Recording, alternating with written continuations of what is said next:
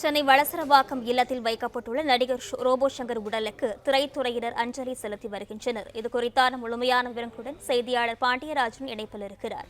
வணக்கம் பாண்டியராஜன், முழு விவரங்களை பதிவு செய்யுங்க. உடல்நல குறைவால் நேற்று மாலை நகைச்சுவை நடிகர் ரோபோ சங்கர் உயிரிழந்திருந்தார். அவருடைய உடல் வளசரவாக்கத்தில் உள்ள அவருடைய இல்லத்தில் வைக்கப்பட்டிருக்கிறது. அங்கே பொதுமக்களுடைய அஞ்சலி மற்றும் திரைத்துறையினர், அரசியல் தலைவர்கள் எல்லோருமே நேற்றிலிருந்தே அஞ்சலி செலுத்தி வருகிறார்கள்.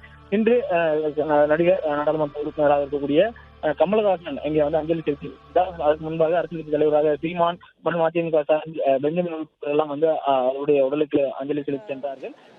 வந்தது அதை பற்றி நேற்றுக்கு தான் நினச்சிட்டு இருந்தேன். இப்படி நியூஸ் வந்தது. ரொம்ப மனசு ரொம்ப ரொம்ப பாரமாக இருக்குது, ரொம்ப கஷ்டமாக இருக்குது.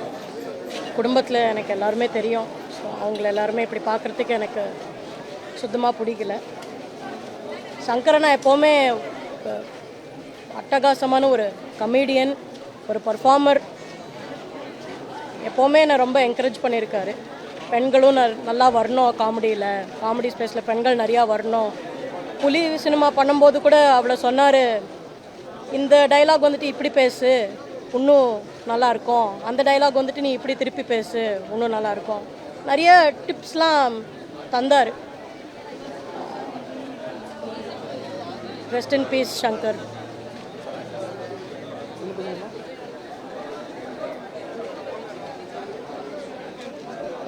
இனிய நண்பர் ரோபோ சங்கரின் ஆன்மா சாந்தி அடைய எல்லாம் வர இறைவனை பிரார்த்திக்கிறேன். இந்த மீளா துயரத்திலிருந்து அதை தாங்கி மீண்டு வரும் சக்தியை அவரது குடும்பத்தினருக்கு அளிக்குமாறு பிரார்த்திக்கிறேன். கடவுளுக்கு நம்மலாம் ரொம்ப நல்லா ஜாலியாக இருக்கோன்னு ஒரு அபிப்பிராயம். எல்லாம் இப்படி சிரித்து வாழ்ந்துக்கிட்டு இருக்கீங்கல்ல, இருங்கன்னு சொல்லிட்டு சமீப காலமாக சின்ன கலைவாணர் விவேக்கில் ஆரம்பித்து மனோபாலா, மதன்பாப், பலர் பலர் பலர் நல்ல சிரிக்க வைக்கக்கூடிய நபர்கள். அவங்களுக்கு ஸ்கிரிப்ட் எழுதணும்னு கிரேசி மோனியும் கூப்பிட்டு போயிட்டார். அந்த லிஸ்ட்டில் கடைசியாக அவர் சேர்த்தது ரோபோ சங்கர். 46 வயது என்பது இதுக்கு பிறகுதான் அவருடைய கரியரை தூக்கி இருக்க வேண்டியது. அவன் தூக்கிட்டான்.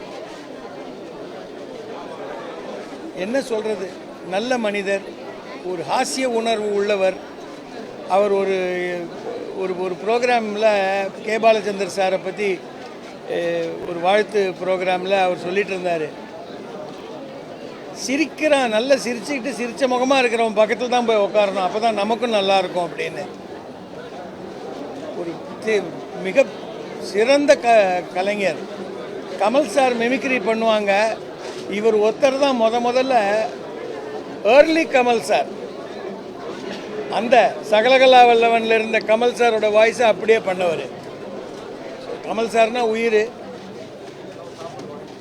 எல்லாம் வல்ல இறைவனை மறுபடியும் கேட்கிறேன், போதும் ஐயா, இந்த கொடுமை போதும்.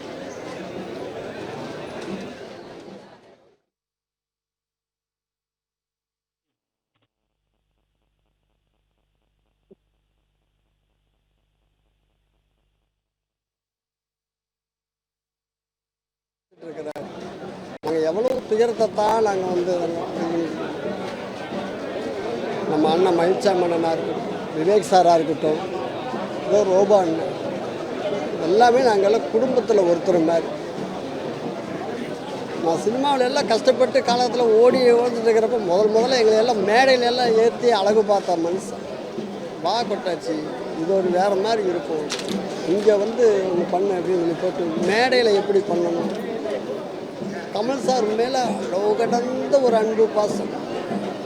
தூங்கிட்டு இருக்கிறப்போ ஒரு 2-3 மணிக்கு அவரை எழுப்பி, கமல் சாரோட படம், இந்த படம் எப்போ மாம்ச படம் வந்துச்சு அப்படின்னா 1982 இத்தனாம் தேதி இந்த மாதம்னு சொல்லக்கூடிய ஒரு அவ்வளோ மெமரி, அவ்வளோ அவர் மேலே வச்சிருந்த பாசம். காமெடி நடிகர்கள் எத்தனையோ பேர் அடுத்த கட்டங்கள் வர்றவங்களுக்கு எல்லாத்துக்குமே ஒரு முன்னோடியாக நீங்கினவர் ரோபோ சங்கர்னா இப்படி தான் நம்ம டேலண்ட்டை வளர்த்திக்கணும், இந்த மாதிரி இருந்தால் தான் நம்ம அடுத்த கட்டத்துக்கு வரணும். அவர் ஒரு அடையாளமாக நிற்கிற ஒரு மனுஷன், அவ்வளோ டேலண்ட். ஒரு மேடையில் எல்லாம் வந்து ஒரு ப்ரோக்ராம் முடிஞ்சு அந்த சட்டை பந்தரெல்லாம் கட்டிட்டு போனாலும் ரோபோ அங்கே வர முடியாது. ஏன்னா அவர் மேலே ஃபுல்லாக அனுமனியாக பெயிண்ட்.